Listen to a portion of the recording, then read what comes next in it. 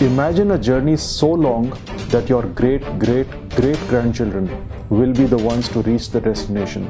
A journey of 400 years aboard a single colossal spacecraft. A 36 miles long city carrying 2,400 people to another star. This is not some sci-fi dream, it's the Chrysalis Project, an award-winning design for humanity's first interstellar voyage to Proxima Centauri b. Welcome to the channel, you're watching 01 Human. Now before we talk about this starship, let me tell you this.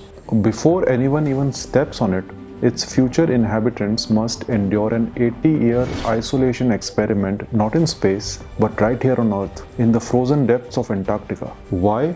To engineer a new kind of human society, one designed for a journey of no return. The Chrysalis Project proposes sending a massive multi-generational starship to Proxima Centauri b, our closest potentially habitable exoplanet. The spacecraft itself is envisioned as a 36-mile-long cigar-shaped vessel designed to sustain human life for centuries. It would carry between 1,000 and 2,400 individuals, generating artificial gravity through constant rotation to mimic Earth-like conditions. You can think of it as a Russian nesting doll with multiple layers dedicated to everything from food production to biodiversity preservation, housing, and even communal spaces like parks, schools, and libraries. But the sheer duration of this 400 years journey means that many passengers, many generations will live their entire lives aboard this ship, never knowing Earth. And this poses an unprecedented challenge.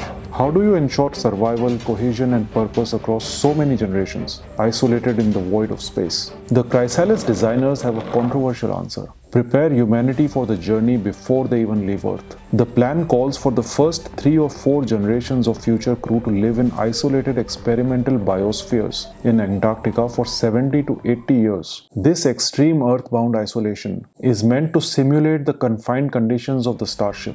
The primary goal of this Antarctic crucible is to select and monitor all the characteristics that an interstellar population should have. The aim is to enhance an intergenerational cooperative attitude to ensure the stability and success of the future starship society. And now this raises a very ethical question. Are we not talking about a controlled breeding program? By deliberately shaping human nature for the purpose of a mission. Once on board, the Chrysalis society will be radically different from anything we know.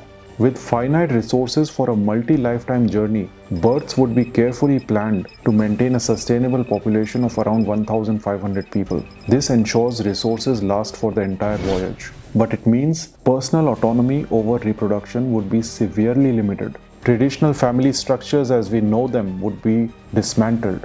To prevent ethno-specific biases and communication difficulties, everyone on board would speak a common initial artificial language. This language would be used and improved by the Antarctic generations to naturally evolve into the dominant tongue. The project designers are even considering the implications of long-term telecommunications contact with Earth and whether it might interfere with the carefully constructed Chrysalis society. This hints at a desire to cut off external influences to maintain control over the new evolving culture. Despite the radical changes, the design does attempt to address the psychological and sociological impacts of long-term isolation. Living spaces would be customizable through 3D printing technologies, allowing the ship to evolve with its generations.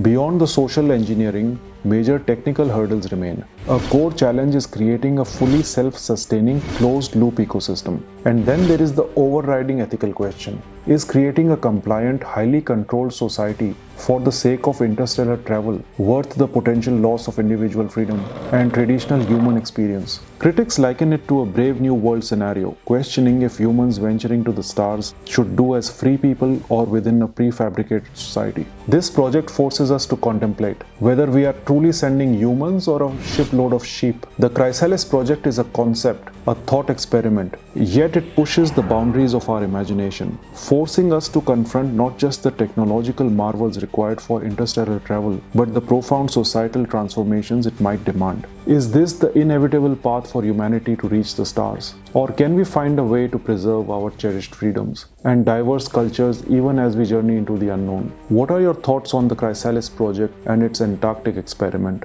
Would you volunteer for a journey that engineers your descendants' lives? Share your ideas in the comments below. And if you found this exploration fascinating, hit that like button, subscribe for more deep dives into humanity's future. future, and ring the bell to be notified for our next video. That'd be all for today. Thanks a lot for watching. Stay safe and God bless.